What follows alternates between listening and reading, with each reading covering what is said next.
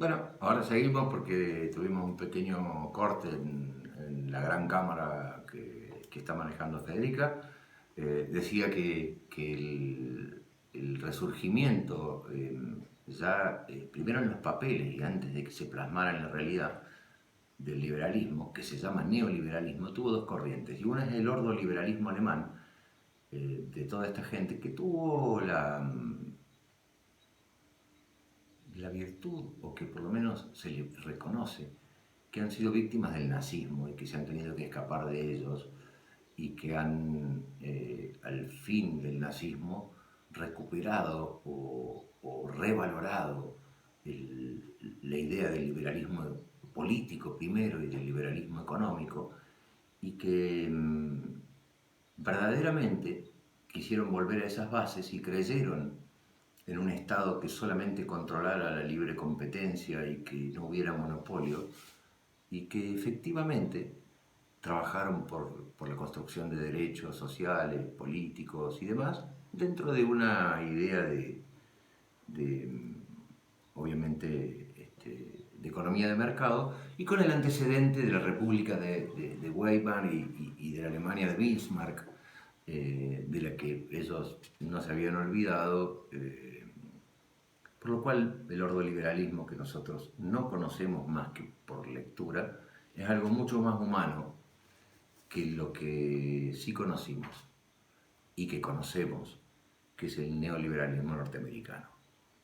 El neoliberalismo norteamericano lo podemos resumir o lo podemos concentrar en la famosa escuela de Chicago, los Chicago Boys, sobre todo los latinoamericanos, nos han marcado a fuego, a sangre y fuego, diría, y les voy a explicar por qué.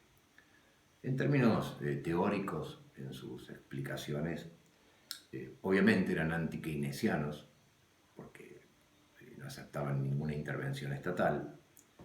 Ellos propugnaban un Estado abstencionista total y un mercado desregulado. Ellos decían que la función del Estado se limitaba simplemente a regular la oferta monetaria.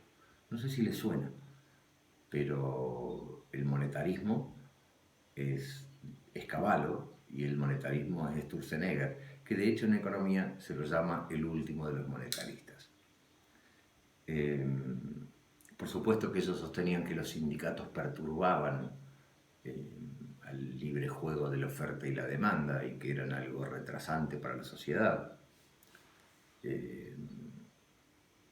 Por supuesto también que propugnaban el libre comercio internacional sin importar las diferencias de desarrollo entre los países.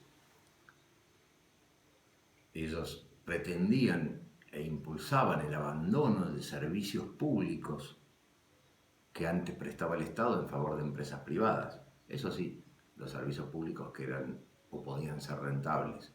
Los otros solamente lo aceptaban con subsidios. Y naturalmente el centro de todo es la libre circulación de los capitales.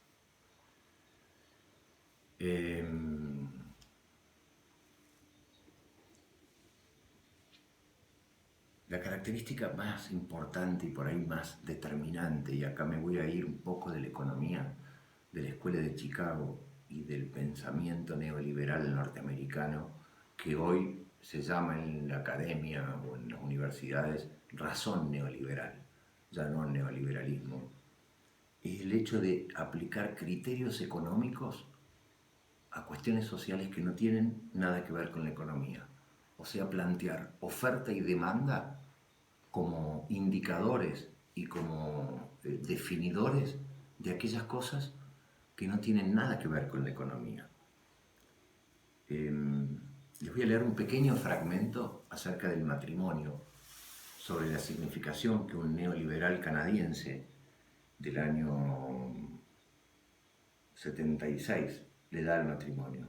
Dice Jean-Luc Miguet: una de las grandes contribuciones recientes del análisis económico ha constituido en aplicar íntegramente al sector doméstico el marco analítico reservado por tradición a la empresa y al consumidor.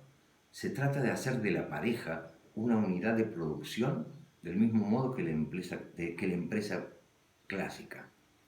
Se pregunta Miguel, ¿qué sentido tiene el contrato a largo plazo que se celebra entre la gente que vive en pareja y bajo la forma matrimonial?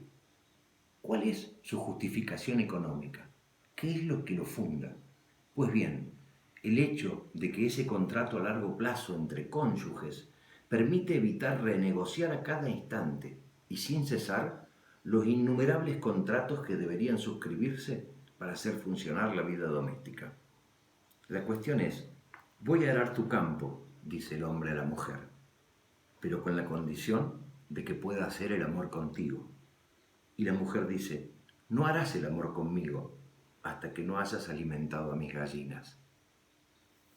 En un proceso como este, vemos aparecer una especie de transacción permanente, con respecto a la cual el contrato de matrimonio debía constituir una forma de economía global que evitaba la necesidad de negociar a cada instante.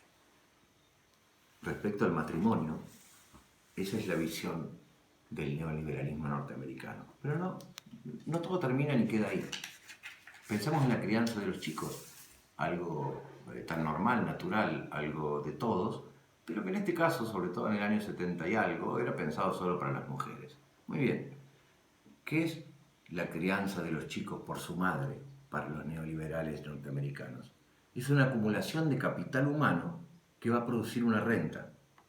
Esa renta es el salario que va a ganar ese chico una vez que haya crecido. Es decir, ¿cuál es la satisfacción de la madre que no trabaja y que lo cría? La renta es psíquica. La madre se encuentra feliz por haber criado ese hijo tan buen trabajador. Todo no termina acá. En el derecho penal también se trasladó a la teoría económica neoliberal. Hay pensadores como Stigler, Becker y Ehrlich, todos entre el 70 y el 78, que escribieron, voy a hacer una digresión, en el derecho penal un delincuente era, antes de esto, una persona que cometía una falta y de acuerdo a la gravedad de esa falta y la culpa por la que lo cometía, recibía tanta cantidad de años de prisión en una escala que determinaba el juez conforme al grado de culpabilidad y demás condiciones.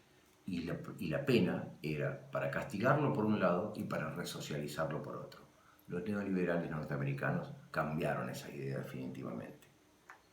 El crimen es para el delincuente una elección entre el beneficio que puede obtener por el acto criminal y el costo que la condena, en el caso de ser atrapado, le puede significar. O sea, no importa moralmente si yo voy a robarle o a matar a una persona. Lo que importa es que la ley me dice cuántos años me van a dar de prisión si yo lo hago y cuánto voy a ganar si cometo ese crimen o ese homicidio. Y yo, como delincuente, debo elegir, como entre oferta y demanda, con cuál de las dos me quedo. Pero, por otro lado, lo mismo desde el derecho penal se lo ve desde el Estado. Es lo que ellos llaman el enforcement de la ley. ¿Está bien dicho, Fede? Enforcement. Bueno, el enforcement de la ley es igual al costo de sancionar la ley penal, el costo de tener una policía que persiga a los delincuentes, el costo de tener un sistema judicial que los juzgue, y el costo de la cárcel, de mantenerlo preso. Eso versus el costo económico del delito. ¿Y qué dicen estos señores?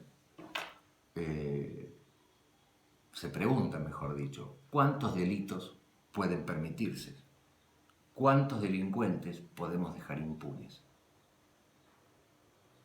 Quiere decir que ellos evalúan no qué problema ético o qué retribución o qué sanción o qué ejemplo debe darse a través del castigo de un delito, sino que lo que ellos se preguntan es cuánto vale el delincuente en la calle cometiendo sus delitos y cuánto vale todo lo que tengo que hacer desde que lo atrapo, lo juzgo y lo meto preso. Y conforme a eso voy a decidir o va a decidir la sociedad si lo deja libre o lo mete preso. ¿Y por qué dice lo voy a meter preso o no lo voy a meter preso? Y lo dice en realidad, es decir, cuántos delincuentes soporta el sistema sin que se caiga y cuántos delincuentes puede permitir. Y en esto me voy a tener un caso muy particular, en dos pensadores que se llamaron Etterly y Moore en 1973, ante el problema de las drogas. El problema de las drogas se atacó siempre por el lado de la oferta, es decir, tratar de atrapar a los traficantes. Estos señores de la escuela de Chicago, ante el fracaso del control de la droga por el lado de la oferta, un fracaso que se ve hasta el día de hoy, propusieron una solución bastante concreta, pero vista desde el punto de vista ético, algo complicada. Dice, vamos a los consumidores principiantes, hay que promover que la droga salga muy cara, para que de esa manera, en un punto, disuadirlos a que entren en la droga y puedan seguir trabajando y no se conviertan en drogadictos irrecuperables. En cambio, los drogadictos irrecuperables le vamos a vender la droga, no a ellos, sino pensando en planificar el delito, ¿no? O sea, en una cultura del delito, a los irrecuperables, esos que van a salir a robar o a matar para conseguir la plata por las drogas, vamos a hacer que le vendan las drogas a precio muy barato. Esas son derivaciones, mejor dicho, esas son teorizaciones del neoliberalismo norteamericano. Son muy bien denunciadas por Foucault en sus clases en el Colegio de Francia. Un poco para ir terminando, quería hacer un par de referencias a aquello que hoy se llama, hace tiempo, en el ámbito académico, la razón neoliberal. Ya no se habla del neoliberalismo como una escuela económica o político-económica, como se hacía antes, porque ha perdido el prestigio suficiente dentro de la escuela crítica, dentro del sector crítico, como para llamarlos neoliberales, como uno sí puede llamar a los gordoliberales. Los latinoamericanos, sobre todo, hemos vivido el neoliberalismo, que no es democrático, ya que el primer experimento neoliberal en Latinoamérica fue con el Chile de Pinochet y después fue con Videla. Y digamos, todo el Plan Cóndor y todos los militares que tomaron el poder en los años 70 aplicaron recetas neoliberales. No voy a meterme en políticas actuales para tratar de hacer esto lo más académico posible. La última experiencia a la que me voy a referir es la experiencia de los 90, donde se vendieron las empresas públicas, hubo un 1-1, un monetarismo bien a los Chicago Boys, que nos llevó a donde nos llevó. Esta razón neoliberal excede partidos políticos, excede figuras políticas, se renueva a sí misma y opera en todas partes del mundo. Opera constituyendo sujetos, quiero decir, opera haciéndonos consumidores, no solo de objetos, sino de nuestra propia imagen, el like de las redes sociales en las que nos miramos para ver cómo somos, en vez de la solidaridad con el amigo, es parte de la razón neoliberal.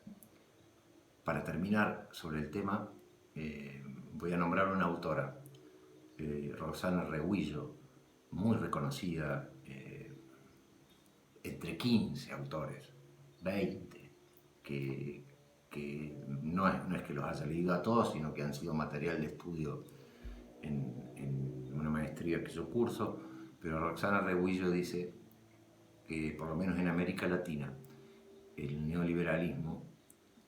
la razón neoliberal opera a través de estos sencillos procedimientos. Primero, desplazar o neutralizar los lugares donde el saber se había concentrado históricamente. La universidad, la Iglesia Católica, el Estado, los pone en duda. Por otro lado, copa en general los medios de comunicación y constituye una figura o dos o tres como palabra autorizada. Me acuerdo de Mariano Grondona, en la época de Menem y en la época de los militares. Luego de ello, intenta ingresar a través a los sectores medios y medios altos de la sociedad. Primero, lamento, esto no es personal para nadie, menos para la camarógrafa que utiliza este tipo de prácticas. Toda la cultura oriental, el yoga, la respiración, las terapias alternativas y todo eso, son instrumentos, por más buenos que sean para uno, de la razón neoliberal, para hacernos creer que los problemas que sufrimos y la angustia que tenemos de la modernidad líquida, según Bauman, son una causa generada por nosotros. Y que nosotros, a través de nuestra propia voluntad, nos vamos a salvar de eso.